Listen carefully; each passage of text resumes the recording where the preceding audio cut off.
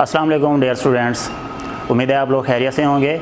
हम लोग levels of organisation biology में पढ़ रहे हैं।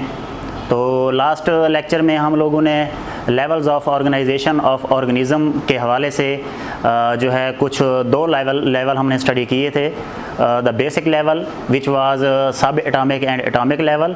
उसके बाद फिर हमने जो है मॉलिक्यूलर लेवल, ये दो लेवल जो है वो स्टडी किए थे।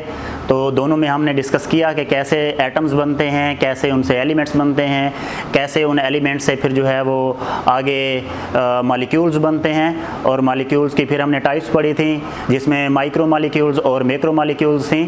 अब वही जो है मॉलिक्यूल्स जो हैं वो मिलके आगे एक और लेवल बनाते हैं, जिसको आज हम स्टडी करने लगे हैं। So that level is called organelle and cell level. This is the third level of organisation, organelle and cell level. So organelle level हम पहले डिस्कस करेंगे। ऑर्गेनेली लेवल ये क्या होता है? जब बायोमॉलिक्यूल्स असेंबल होते हैं, इकट्ठे होते हैं, तो इकट्ठे होने से जब ये मिलते हैं तो उनसे जो चीज़ बनती है, उनसे जो स्ट्रक्चर बनती है, उसको ऑर्गेनेली कहते हैं। सो ऑर्गेनेली जो हैं ये क्या होते हैं? Organelle are when biomolecules assemble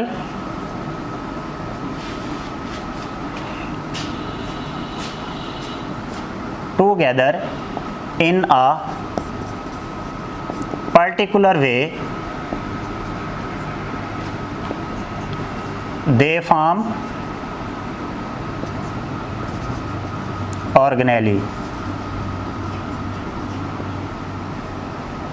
organelles। सो जब बायोमॉलिक्यूल्स इकट्ठे होते हैं, कंबाइन होते हैं, तो उससे जो चीज़ बनती है उसको ऑर्गेनेली कहते हैं। तो डिफरेंट ऑर्गेनेली हमारे बॉडी के अंदर मौजूद हैं, सेल के अंदर होते हैं।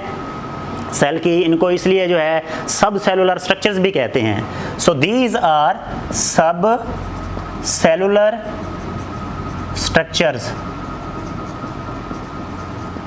यानी ये सेल के अंदर मौजूद होती हैं। सेल के अंदर पाई जाने वाली जो भी चीज़ होगी उसको ऑर्गेनेली कहते हैं। तो इसलिए हम इनको कहते हैं सब सेलुलर स्ट्रक्चर्स, के ये सेल के अंदर मौजूद होती हैं। और हर ऑर्गेनेली जो होता है वो अपना स्पेसिफिक रोल प्ले करता है। जैसे कि माइटोकॉन्ड्रिया हैं, सेल के अंदर मौजूद हैं। इसी तरीके से राइबोसोम हैं, सेल के अंदर मौजूद हैं। प्लास्टिड होते हैं, सेल के अंदर होते हैं। माइक्रोट्यूब्यूल्स होती हैं। इसके अलावा और बहुत सारी चीज़ें हैं जो सेल के अंदर मौजूद होती हैं। गोल्गी अपरेटस होता है, लाइसोसोम्स होते हैं। So these are the different organelles which are present in the cell. और हर एक का एक अलग अलग काम है, एक अलग अलग फंक्शन है। सो उनको हम पढ़ते हैं, डिस्कस करते हैं। जैसे कि माइटोकॉन्ड्रिया मैंने बताया है, माइटोकॉन्ड्रिया। सो माइटोकॉन्ड्रिया इनको हम power house of the cell कहते हैं। पावर हाउस ऑफ सेल क्यों कहते हैं? क्योंकि ये सेलुलर रेस्पिरेशन करते हैं। और रेस्पिरेशन एक ऐसा प्रोसेस है जो तमाम लिविंग ऑर्गेनिज्म के अंदर मौजूद होता है। और इसके ज़रिए वो फूड की ब्रेक डाउन होती है और उससे एनर्जी हासिल होती है एटीपी की फॉर्म में, कि हमें जो हम खाना खाते हैं, खाना के मॉलिक्यूल्स जो हैं वो ब्रेक होते हैं और उससे एनर्जी हमें मिलती है। ये रेस्पिरेशन का प्रोसेस होता है। सांस भी इसी प्रोसेस के ज़रिए हम अंदर ले जाते हैं, जिसको ब्रीदिंग कहते हैं। सो इस तरह से ये टूटने का अमल, खुराक की ब्रेक डाउन का अमल जो है वो माइटोकॉन्ड्रिया के अंदर होता है। So mitochondria are organelles which are present in the cell.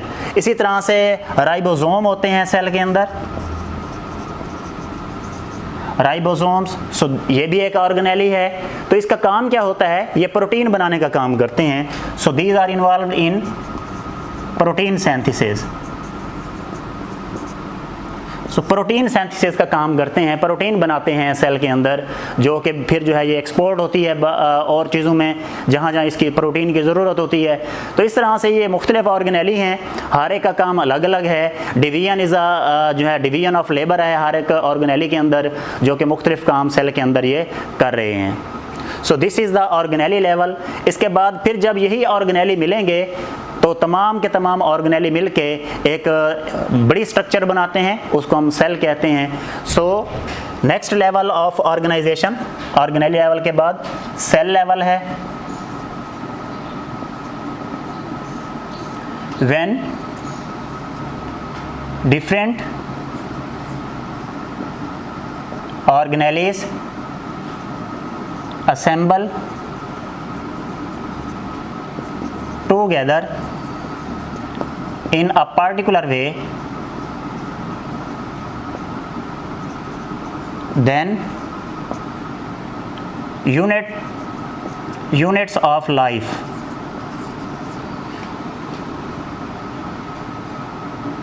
mean to say cells are formed।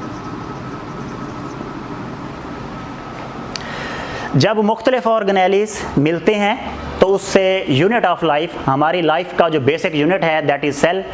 Basic unit हमारा जो स्ट्रक्चरल एंड फंक्शनल यूनिट जो है वो सेल है, हम सेल से मिलकर बने हुए हैं। सो ऑर्गेनेली मिलके वो सेल बना देते हैं। तो सेल जो हैं ये फिर दो तरह के होते हैं, एक यूनिसेलुलर ऑर्गेनिज्म, एक मल्टीसेलुलर ऑर्गेनिज्म। यूनिसेलुलर ऑर्गेनिज्म में यूनिसेलुलर मीन वन, यानी उनमें एक सेल होता है। इसी तरीके से मल्टी सेलुलर जो होते हैं उनमें एक से ज़्यादा सेल्स होते हैं, बिलियन ट्रिलियंस के फॉर्म में सेल्स होते हैं। तो इसलिए जो है इनकी दो कैटेगरीज होती हैं और इनके अंदर जितने भी ऑर्गेनेलिज होते हैं वो अपना अपना काम करते हैं और उसी के हिसाब से जो है वो फंक्शन परफॉर्म करते हैं। सो जो प्रोकैरियोट्स हैं और कुछ जो है प्रोटिस्ट्स हैं, प्रोकैरियोट्स ऐसे ऑर्गेनिजम्स होते हैं जिनका प्रोमिनेंट न्यूक्लियस नहीं होता। प्रोमिनेंट न्यूक्लियस यानी वाज़े न्यूक्लियस उनका नहीं होता। जैसे बैक्टीरिया का सेल होता है, इसमें वाज़े न्यूक्लियस मौजूद नहीं होता। There is no distinction between the nucleoplasm and cytoplasm. कोई सेल के अंदर कोई अलग से न्यूक्लियर मेम्ब्रेन नहीं होती जिसकी वजह से न्यूक्लियस और जो बाकी चीज़ें हैं वो अलग अलग हो सकें। इस वजह से मिक्स होते हैं, कंबाइन होते हैं, दैट इज़ वाई इसको हम जो है वो प्रोकैरियोट कहते हैं। और प्रोटिस्ट जो हैं ये ऐसे ऑर्गेनिज्म हैं जैसे आप लोगों ने यूग्लिना, वॉलवॉक्स, ये भी यूनिसेलुलर होते हैं। ये जो है ना ज़्यादातर एक्वेटिक होते हैं, पैरामीशियम वगैरह हो गया। तो ये जो चीज़ें हैं इनका एक सेल होता है। So these are composed of only single cell, और सिंगल सेल को यूनिसेलुलर कहते हैं। So these are unicellular organisms.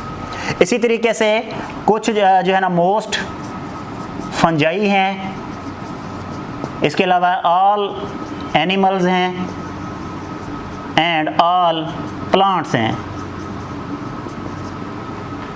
कुछ फंजाई, बल्कि ज़्यादातर फंजाई हैं जो मल्टी सेलुलर हैं।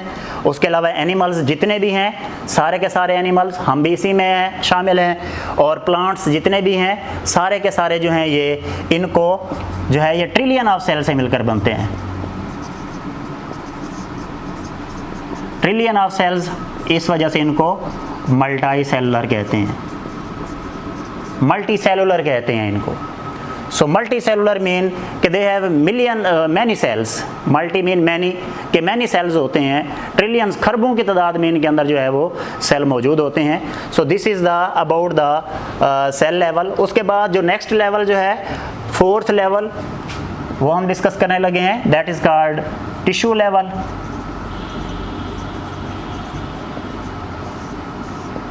टिश्यू लेवल, तो जैसे एटम्स मिलके एलिमेंट्स बनाया, एलिमेंट्स ने मिलके मॉलिक्यूल्स बनाया, मॉलिक्यूल्स में मिलके ऑर्गेनेली बनाए, ऑर्गेनेली ने मिलके सेल बना दिया, इसी तरीके से सेल मिलके टिश्यू बनाते हैं। So when different cells combine होते हैं, मिलते हैं, इकट्ठे होते हैं, तो उससे एक नई स्ट्रक्चर बनती है, उसको हम टिश्यू कहते हैं।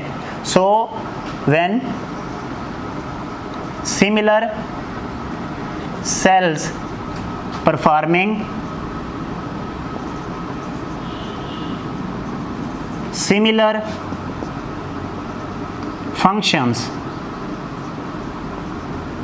assemble together in a particular way, then tissues are formed। When similar sales, मिलते जुलते जो सेल्स होते हैं वो जब मिलते हैं, जिनका तकरीबन रिलेटेड फंक्शन होता है, मिलता जुलता फंक्शन होता है, वो जब मिलते हैं आपस में तो उससे जो नया स्ट्रक्चर बनता है दैट इज़ कॉल्ड सेल।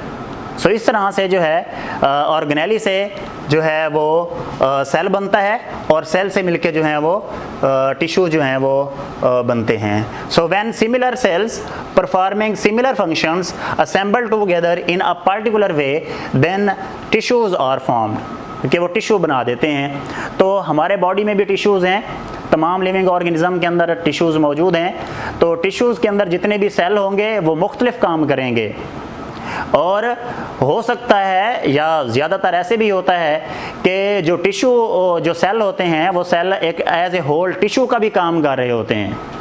ये नहीं होता कि वो बिल्कुल ही अलग अलग से टोटली डिफरेंट काम करेंगे, नहीं, मिलते जुलते सेल्स होते हैं ताकि वो एक कंबाइन होके एक टिश्यू जो बन रहा है, एक टिश्यू उसका एक पूरा उसका भी काम होता रहे और साथ में वो अपना काम भी खुद से करते रहें। सो इसमें हमारे बॉडी के अंदर भी बहुत सारे टिश्यूज़ हैं, प्लांट्स में भी बहुत सारे टिश्यूज़ हैं। तो हम उनकी एग्जाम्पल्स को देखते हैं कि कौन कौन से टिश्यूज़ मौजूद होते हैं। तो प्लांट्स की अगर बात करें तो प्लांट्स के अंदर जो है वो एपिडर्मल टिश्यूज़ होते हैं, इसी तरह से ग्राउंड टिश्यूज़ होते हैं, एपिडर्मल टिश्यूज़ और ground tissues, these are the examples of plant tissues. Epidermal tissues क्या होते हैं? एपिडर्मल टिश्यूज़ जो आउटर लेयर के ऊपर होते हैं, पौधे की जो बैरूनी तह के ऊपर जो टिश्यूज़ होते हैं उनको एपिडर्मल टिश्यूज़ कहते हैं। ये पौधे के अंदर वाला माहौल जो होता है और बैरूनी माहौल जो होता है, जो इन्वायरमेंट होता है, उसके दरमियान एक बैरियर का काम करते हैं कि पौधा जो है वो इंटरनली महफूज रहे, बाहर के हार्श इन्वायरमेंट से, सख्ती से या कोई और चीज़, जो भी चीज़ है, बाहर की कोई भी इन्वायरमेंट की ऐसी चीज़ जो उसको डिस्टर्ब कर सकती है, उसको डैमेज कर सकती है पौधे को, इंटरनल मैकेनिज्म को, ये उनसे बचाते हैं पौधे को। सो ये एपिडर्मल टिश्यूज़ जो है कहलाते हैं। इसके अलावा ग्राउंड टिश्यूज़ भी होते हैं। ग्राउंड टिश्यूज़ में पैरेन्काइमा सेल्स होते हैं, पैरेन्काइमा सेल्स, और इनको मेसोफिल सेल भी कहते हैं अगर ये लीव्स के अंदर मौजूद होते हैं। तो मेसोफिल सेल आपको पता है कि ये फोटोसिंथेसिस का काम करते हैं, खुराक बनाने का काम करते हैं। तो पौधे में ये जो ग्राउंड टिश्यूज़ हैं इनके अंदर खुराक बनती है, पौधे के अंदर खुराक बनती है, फोटोसिंथेसिस का अमल होता है, वो इन्हीं के ज़रिए होता है। इसके अंदर पैरेन्काइमा जो है ना मेसोफिल सेल्स होते हैं, पैरेन्काइमा सेल्स होते हैं जो कि फोटोसिंथेसिस का काम करते हैं। इसी तरीके से अगर एनिमल्स को देखें तो एनिमल्स के अंदर भी जो है वो मुख्तलिफ़ किस्म के टिश्यूज़ मौजूद हैं, जैसे कि नर्वस टिश्यूज़, इसी तरह से मस्कुलर टिश्यूज़,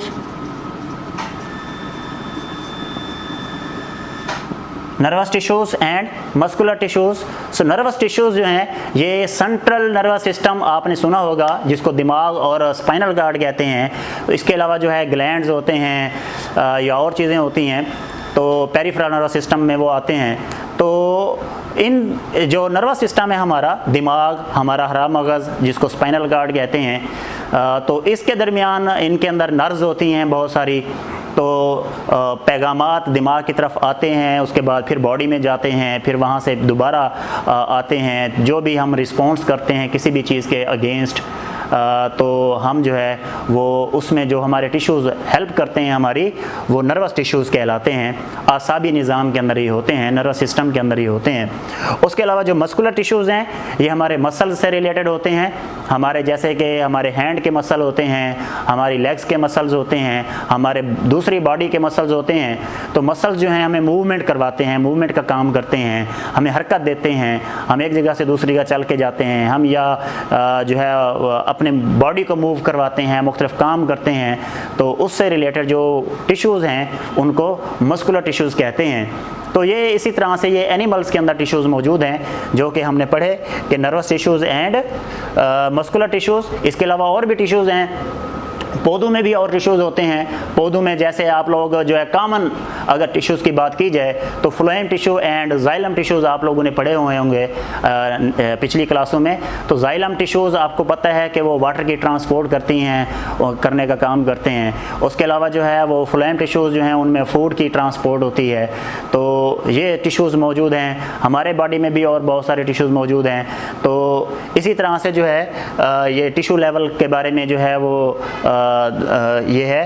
तो इसको आप लोगों ने याद करना है, पढ़ना है। तो आज हम लोगों ने ये 2 लेवल जो है ये स्टडी करने थे।